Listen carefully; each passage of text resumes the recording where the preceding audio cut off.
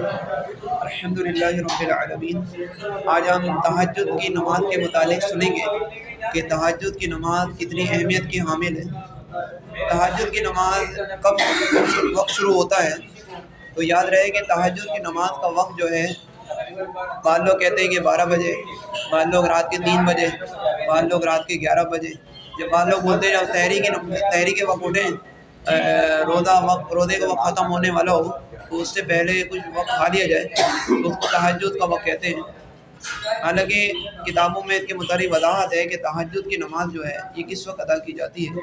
تو تہجد کی نماز کا وقت جو ہے یہ متعلق فرمایا گیا کہ فرض عشاء کی کسی نے فرض نماز اکیلے پڑھی ہو یا جماعت کے ساتھ، پڑھنے کے بعد اگر اس کو تھوڑی سی بھی اونگ آ جائے، تھوڑی سی بھی نیند آ جائے، بھلے اونگ ہو یا نیند آ جائے یا سو جائے، بھلے اس نے سنتیں نہ پڑھی ہوں، نفل نہ پڑھے ہوں، وتر نماز نہ پڑھی ہو، صرف عشاء کی فرض نماز پڑھ لی ہو، اس کے بعد اس کو اونگ آ جائے یا پورا طریقہ کار کے مطابق سو جائے اور فجر کا وقت شروع ہونے سے پہلے پوری رات میں کبھی بھی 2 رکعت نفل تہجد کی نیت سے پڑھے گا تو اسے وہ تہجد کی نماز کا ثواب عنایت کیا جائے گا۔ تو یہ تہجد کا وقت ہے، تو بعض لوگوں کی غلط فہمی بھی دور ہو گئی ہوگی کہ رات کے 12 بجے کے بعد تہجد کی نماز پڑھ سکتے ہیں یا رات کے 3 بجے پڑھ سکتے ہیں یا سحری کے وقت پڑھ سکتے ہیں، تو ایسا نہیں۔ تو لیکن اس کا پورا وقت جو ہے یہ فجر کا وقت جیسے شروع ہوا تو تہجد کا وقت ختم ہو گیا۔ دوسری بات یہ کہ تہجد کے فضائل احادیث شریف میں بہت بڑے فضائل آئے ہیں، یہاں تک یہ فرمایا گیا کہ فرض نمازوں کے بعد افضل ترین نماز جو ہے یہ تہجد کی نماز ہے۔ دوسری بات کتابوں میں لکھا ہے، قرآن پاک میں فَتَہَجَّدْ بِهِ نَافِلَةً، جو فرمایا یعنی خاص طور پر آپ کے لیے زائد، یعنی سرکار علیہ السلام کے لیے زائد نماز تہجد کو فرمایا گیا۔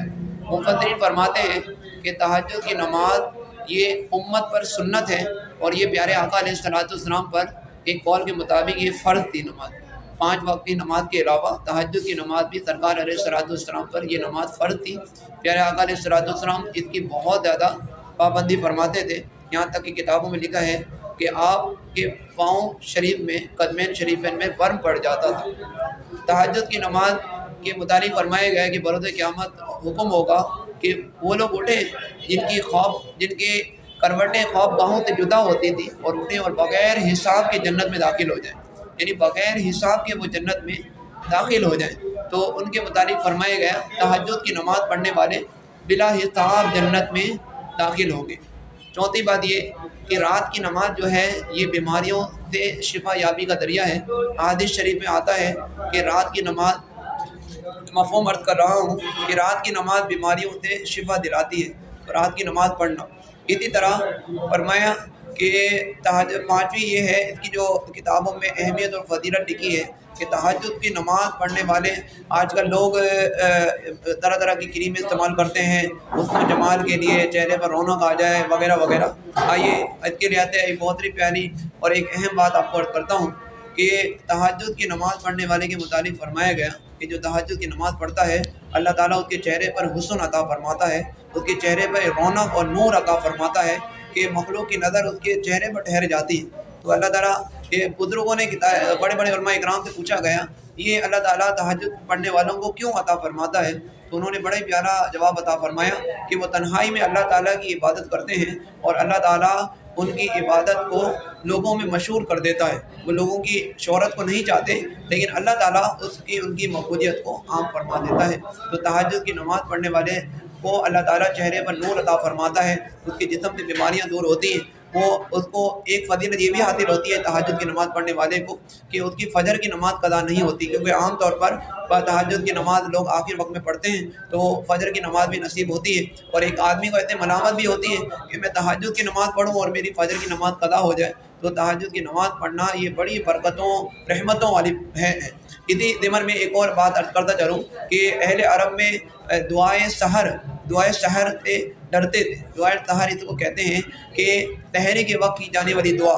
یعنی اگر اہل عرب کسی کو ڈراتے تھے تو اس طرح بولتے تھے کہ ہم دعائے سحر کر دیں گے، یعنی سحری کے وقت تمہارے لیے بدعا کر دیں گے، کیونکہ وہ قبولیت دعا کا وقت ہوتا ہے. تو سحری کے وقت اگر انسان دعا کرے تو دعا قبول ہوتی ہے. بلکہ فرمائے روایت میں آتا ہے کہ اللہ تعالیٰ اپنی شان کے مطابق آسمانی دنیا پر نزول فرماتا ہے اور فرماتا ہے کوئی مانگنے والا اسے دو، ہے کوئی مغفرت چاہنے والا کہ اس کی مغفرت کروں، ہے کوئی فنا، ہے کوئی مغفرت چاہنے والا. تو اللہ تعالیٰ کی طرف سے بندے کو ندا کی جاتی ہے، پکارا جاتا ہے، اور اگر بندہ لبیک کہتے ہوئے اٹھے اور عبادت کرے، دعا کرے تو اس کو فضیلت عطا کی جاتی ہے، اس کی دعائیں قبول ہوتی ہیں، عبادت میں رونانیت اور روحانیت نصیب ہوتی ہے. اللہ تعالیٰ ہمیں تہجد کی نماز پڑھنے کی توفیق عطا فرمائے، اس کی دنیا اور آخرت میں برکتیں اور بھلائیاں عطا فرمائے. تہجد کی نماز کم از کم 2 رکعتیں اور زیادہ سے زیادہ پیارے آقا علیہ السلام سے 8 رکعت نوافل نماز پڑھنا ثابت ہے. تہجد کی نماز میں بہتر یہ ہے کہ جتنا آپ کو قرآن پاک یاد ہو وہ پڑھیں.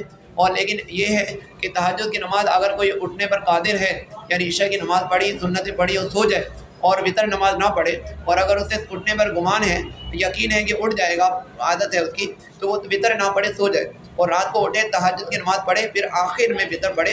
یہ پیارے آقا علیہ السلام کا مبارک طریقہ ہے. اسی طرح اگر کسی کو یقین نہ اٹھنے پر تو اس کو چاہیے کہ وہ سونے سے پہلے وطر کی نماز پڑھ لے.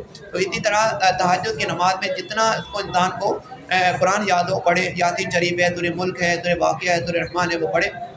اسی طرح تہجد کی نماز یہ ہے، اس کے متعلق اور بہت سی برکات ہیں جو انشاءاللہ وقتاً فوقتاً بیان کی جائیں گی. اللہ پاک سے دعا ہے کہ اللہ پاک ہمیں تہجد کی نماز پڑھنے کی توفیق عطا فرمائے، اس کی دنیا اور آخرت میں برکتیں اور بھلائیاں عطا فرمائے. اور آخر میں عرض کرتا چلوں کہ تہجد کی رکعت جو پیارے آقا علیہ السلام سے کم از کم 2 رکعت اور زیادہ سے زیادہ 8 رکعت ثابت ہیں. اور بزرگوں نے کتابوں میں لکھا ہے کہ اس کی اگر زیادہ مقدار اگر انسان پڑھنا چاہے تو 12 رکعتیں ہیں، 12 رکعت ہیں. بقیہ نوافل اگر پڑھیں گے تو وہ نفل میں شمار ہوں گی. اللہ پاک ہمیں اس مبارک نماز کو پڑھنے کی توفیق عطا فرمائے، اس کی دنیا اور آخرت میں برکتیں اور بھلائیاں عطا فرمائے. السلام علیکم.